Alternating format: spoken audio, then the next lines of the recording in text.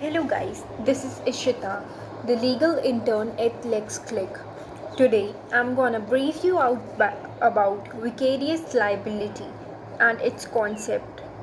So, what is vicarious liability? Heart of the common for under law of torts. It is a form of strict liability in which one party being superior is liable for the party which is working under his authorization, also known as imputed liability. It is based upon a legal doctrine known as res podet superior, which means let the superior be responsible. It is also based on a legal maxim, which means one who acts through the other is deemed to act for himself. Vicarious liability comes into play when an employee has acted negligently for which the employer would be liable. Historical aspect. The origin of this concept may be tracked back to the Roman law, which says that the head of the family would be liable for the delicacies of his child. This concept gradually developed as law evolved as many judgments came on it. During 19th century there was industrial revolution which gave rise to many new industries and factories. Many people were employed at the same time. In order to protect the rights, this concept developed as the employees were poor. Now, established relationship under the vicarious liability.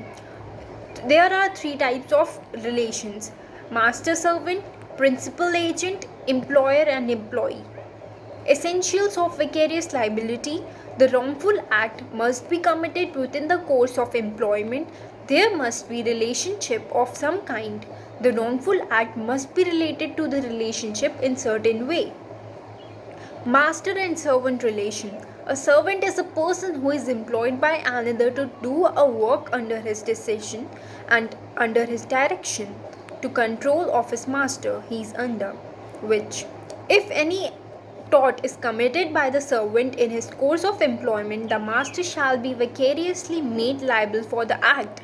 As the matter is financially well, then the servant acts according to the direction of the master, so the master is made liable.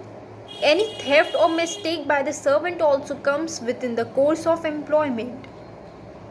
Lord Clemson's word: it has been established by the law that as a master is liable to the third person for any injury or damage done through the negligence or unskillfulness of servant acting in his master's employ. The reason for this is that every act done by the servant in the course of his duty is regarded as master's order, and consequently it is the same as it is were the master's own act. Now, employer and employee relation. An employer can be held liable for the act of his employees. For an employer to be liable, there are few conditions. Employee must be working under the authority of the employee. Employee must be working under the scope of employment. This concept can also be used in the places of medical care. For the negligency act of the doctor, the hospital can be made liable as the doctor is working under the authority of the hospital.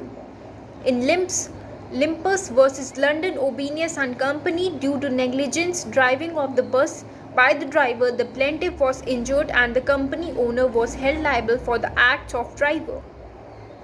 So the conclusion: this doctrine of vicarious liability is totally justified and is an important part of the law of torts. There are several reasons for justification for the applicability of the doctrine. Firstly, the masters have more access to resources and wealth than the servant. Secondly, this doctrine encourages accident prevention by giving an employer a financial interest in encouraging his employees to take care of the safety of others. Thirdly, as employee makes profit by the acts of his employees, so should be liable for their acts which may cause harm to the others. But that was all with the vicarious liability. I hope you guys came to know much more than before, and I hope you like the video. Please do like the video, comment down how you felt about the video, and please do subscribe the channel. I will bring more topics like this. Thank you.